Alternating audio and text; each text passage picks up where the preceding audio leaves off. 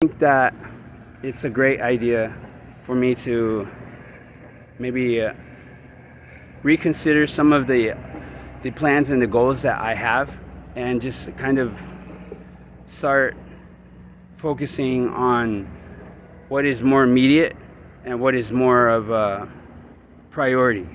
There's a lot of stuff in my life that is priority right now, but I mean, I'm just saying, like, for the most part, I cut a lot of people out, right? A lot of people to that way I could just focus on the stuff that I wanted to do in life. And that was really thorough. I mean, like, it really worked.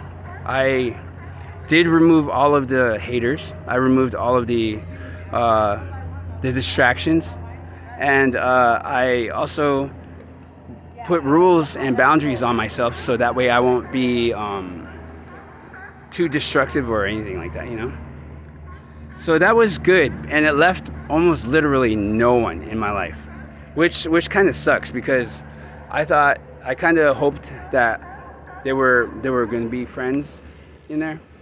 And if any of you are watching and you're like saying, hey, wait a minute, he doesn't talk to me no more, am I one of those haters and stuff? I don't know. Ask yourself that. Ask yourself if you are one of those haters, if you are one of those people that supports me or doesn't support me. And I'm not talking about my subscribers, or I'm not talking about anybody from YouTube. I'm just talking about my personal immediate life, like my circle and things like that. And I don't really have a circle. It's just me and Yuma and maybe a mom. But even mom, I haven't really talked to in like about a year almost. I'm just being real about everything, okay? Mom, please call me if you can. Mom's phone number has changed, so I tried to call it, and some guy was all like, I don't know, I think you got the wrong number. And I was thinking, oh, okay. And then he said, it was nice talking to you, though. That was around Christmas time. I called to see if mom was home, so I could say Happy Christmas. But the guy was all like, no, there's no mom here. Yeah, it's so nice and beautiful here today. I really like it. Well, I was gonna say that Yuma's getting older. He's getting older, but the thing about Yuma is that I love Yuma to death. I mean, I just love him so much. But the problem is that he's a dog, and that he only has a limited amount of life left. Look at that.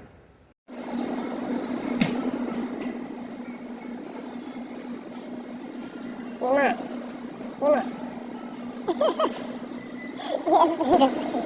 Yeah, that look on your face that's like in the middle of the store. Yuma. Get up, Yuma. He's so cute. He's so cute, Yuma. Look at my shopping cart. That's so cool. It says Sweetie's Art Bar. That's funny. Shout out to Sweetie. Yeah, Sweetie, my niece. And Dee, and Ryan, and Jamie, all of y'all. Anyways, yeah. So what was I saying? Oh yeah. So Yuma. Okay. So he's a dog, and he's been my most loyal, awesomest best friend, the closest one that I've ever had in my whole life. Except he doesn't talk, and he's great at listening, but he doesn't understand what I'm like saying. And I think he understands how I feel, and when I'm crying, and when I'm mad and stuff, or when I'm sad. So he tries to be around me when that's like the case. So I mean, like, the problem is that he just has such a limited time on Earth with me. So it's like he's reaching 11 now, and it's just such a bummer, because I heard that they to 14 years. So 14 years is 11, 12, 13, 14. There's like 3 or 4 years left. And that's just so depressing to me, and it makes me sad. He's really great. I mean, he still has a lot of, what do you call it? What is it? I don't know why my mind's just freezing up. He has a lot of time left. And he also has he's healthy, really healthy. Like for a long time though, me and him had just been isolated from pretty much everybody, and it kind of made us like stay inside more often and not really do what we wanted to do. I mean, what I mean is like I always spent a lot of time outside, and because of homelessness, I was always outside like all the time. And then since I started getting into housing, I was taking the time to like study for coding so I could get a better job, which is awesome because I was almost done with the web development class that I was doing, and it's still there. I just gotta do it.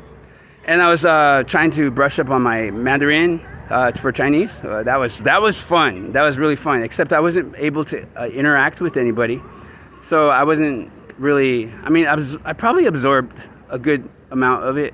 Whenever I hear on the bus or whenever I hear people talking, I can recognize the words, and I just wish that I could do it fluently and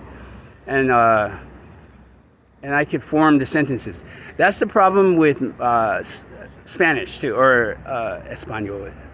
I can hear the words, and I can isolate maybe one or two words, and I know what it means, except I just don't know how to piece it together into a conversation or to ask a question. And it's because my mind is full of all of these languages. It's like it gets mixed up sometimes, and it's fun. And I haven't even mastered English yet, so that's like one of what I mean by that is I don't know the exact grammar and the exact spelling of every single thing in English, and it's a little bit. I should have done that first before I jumped into learning Chinese and learning Spanish. I didn't really study for Spanish though. I just figured that I had so many friends around me that I would start picking it up, but I did. It was really neat. And for the most part, since I live in the Mission and in San Francisco, I always hear Spanish all the time. And Mandarin was something that I really wanted to learn because I heard that the 3 languages in the world that are going to get most popular are going to be Mandarin Chinese and Spanish and English. English is the most used language, and I think the most people that speak English is in India.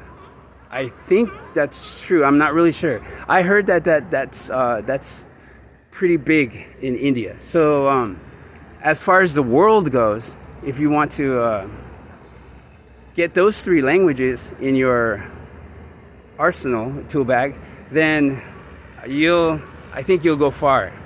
Yeah, and I think you'll be able to communicate and be able to diversify your whole life, because that's like 3 or 4 different cultures all, and English just goes into everybody's cultures. Yeah, so I mean, like, languages for me was something that I really, really wanted to get into my system. I wanted to really learn more about how to communicate with these people, and that's what my plan was. And that's why San Francisco fit in for me, because it was at the edge of the world as I know it, is America. So because I've never been outside of the city yet. Yeah, so that's what I'm dropping in today, and I just thought I'd say hello again, and thank you subscribers for subscribing, because you guys are I noticed the numbers going up a little bit, and I'm like really, really happy about it, and it makes me like proud of myself a little bit, even though my videos are still shitty. I mean, crappy, whatever. And I don't really have a genre, or what is it, a niche? I don't know. I haven't really received a lot of support. No, I've gotten support. People support me, and they say, yeah, you could do it. Thank you for that.